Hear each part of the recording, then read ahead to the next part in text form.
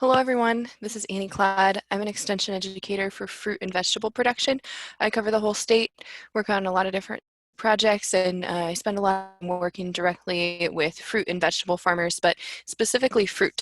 So one of the projects that I'm involved in, along with Jim Luby, Jack Tillman, Drew Horton, and Matt Clark is the Minnesota Cider Apple Project. So we applied for this funding last year in the spring, and fortunately we received the funding. And so we are just starting the first season of fieldwork on this project this summer. I wanted to give an update on what this project is and what our goals of the research are with this in the next 2 years. So I'm going to try to keep this under 10 minutes. Sorry I couldn't make it there today in person, but with all this COVID-19 stuff going on, there was another call that I needed to be on regarding that at the same time. So I'm going to share my screen and show you the presentation, which is on my other screen. That's why I keep looking over there. So the title of this project is Suitability of Minnesota Adapted, in other words, Minnesota Hardy, and Traditional European Cider Apple Cultivars for use in Minnesota cider production. This project was funded by a Minnesota Department of Agriculture Specialty Crop Block Grant. And so this is a big project where we'll be working with orchards from all over the state. And just a quick note that the apples that we're working with on this project are from trees that were planted 2 years ago. So before this grant even started, these trees were already planted. And that's because Gretchen Perbix at Sweetland Orchard and Nate Waters at Keepsake Orchard, they started an effort with the Minnesota Cider Guild to plant these European cider apple varieties at 7 orchards throughout the state and analyze their hardiness. And so we are kind of just continuing on the work that the orchards had already started on their own so that we could get more in-depth data about these cider apple varieties. So in the map to the left, these are the orchards that are involved in the project. You can see the UMN Horticulture Research Center is involved as well. So we have the same varieties of trees on the same rootstocks planted at all of these different sites. The grant authors are listed here. I'm the PI of the project, along with Matt Clark, Jim Luby, Jack Tillman, Drew Horton, and Gretchen Perbix at Sweetland Orchard.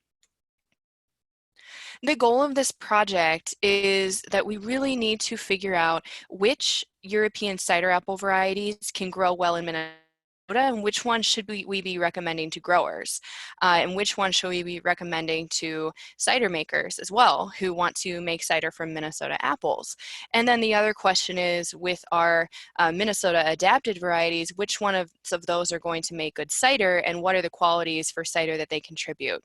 So we're looking at old world cider varieties, Minnesota hardy varieties, both old and new, so some of the ones that were developed in the last 20 years and some that were developed earlier in the 20th century. And then a big portion of this project is also extension and outreach, which is, again, I'm an extension, so that's what my wheelhouse is, in order to develop recommendations to help growers succeed with growing and producing cider from these apples. Why study cider apples? Well, we know that there are at least 22 hard cider producers in Minnesota.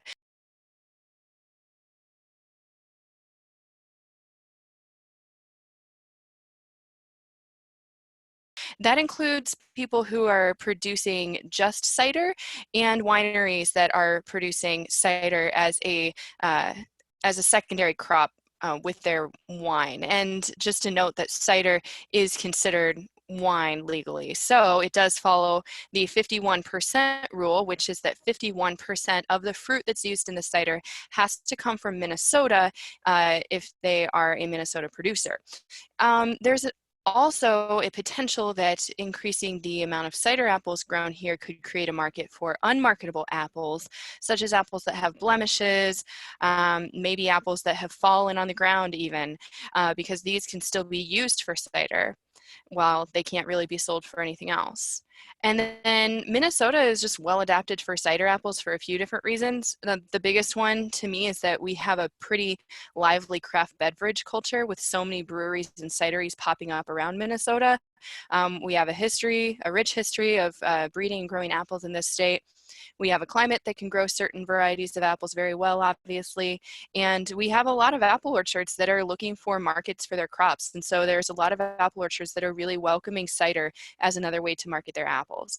But in order to really get this up and running, we need more information. We need to know which European cider apple varieties are going to do well in Minnesota, and how best should we be growing these, and then how best to use the Minnesota hardy apples that are already being grown a lot in the state for cider. Just a tiny bit about cider apples. When making ciders, cider makers like to have a combination of apples that have different characteristics. So when we're talking about sweetness, sourness, and tannins of these apples, they fall under the categories of sweets, sours, bittersweets, and bitter sharps. So that has to do with the level of bitterness and the level of acidity. And a lot of the apples that we're growing in Minnesota, especially the dessert apples, they definitely fall under that sweet category, or high or low acidity. We don't have a lot that are bitter sweets or bitter sharps. That's where a lot of those European cider apple varieties can come in. And so it's valuable for us to figure out which ones of those can grow well in the state in order for cider makers to develop a cider that has all of these characteristics. So this is a list of some of the varieties that we will be looking at in the trial. And at these orchards, they are planted on both the B9 and the G935 rootstocks at each orchard. Again, these were planted in 2018, so we might be able to get a small harvest off of these starting this season. We've got bitter sweets. You can see 6 of them listed there on the left. Bitter sharps, 4 varieties, and then 2 varieties of sharps. This is a list of the Minnesota hardy varieties that we're using in the project, or in other words, Minnesota adapted varieties. And for these, as opposed to the cider apple or the European cider apple varieties, where those were planted specifically for this research in 2018, with the Minnesota adapted varieties, we're using mature trees in this trial for those. And then we are doing some lab analysis on them, which I'll get into in a slide or two. But this is of the varieties that we are using for this part of the project. So the questions that I mentioned earlier that we need to answer are, for the old world cider apple varieties, how well do they grow in Minnesota? We have to ask that question, as well as what characteristics do they have for cider making, because we can't assume that the characteristics they contribute to cider in, say, Washington, where they have a lot of data on these, is going to be the same as how they grow in Minnesota. So it's really important to get these regional factors figured out. So in the orchard, we're only taking data in the orchard for the old world cider apple varieties. We don't really need to get this data for the Minnesota hardy varieties because we're very familiar with these already. So for those European cider apple varieties, we're looking at cold hardiness, and we are quantifying that with limb survival. We're looking at vigor, taking annual measurements for that. I'll have to go out and start doing that in May. Disease resistance, bloom and harvest timing, and relative yield.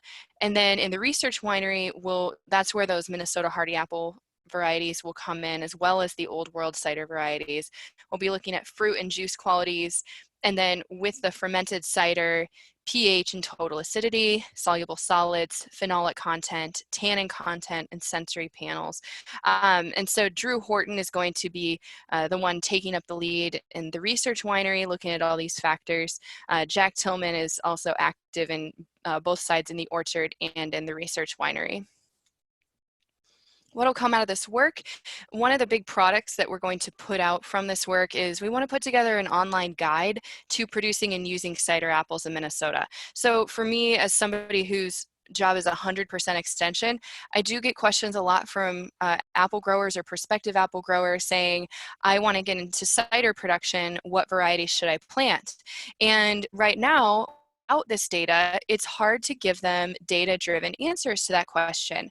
We can go off of anecdotes, we can go off of our personal favorites, but we need data showing what's the cold hardiness of these varieties and how disease resistant are they, just in general, how are they going to do in Minnesota, in order for me to do my job of providing recommendations to these growers.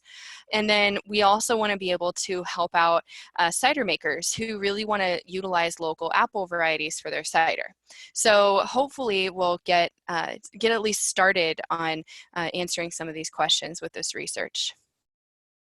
So obviously, answering some of these questions is bigger than just a 2-year project.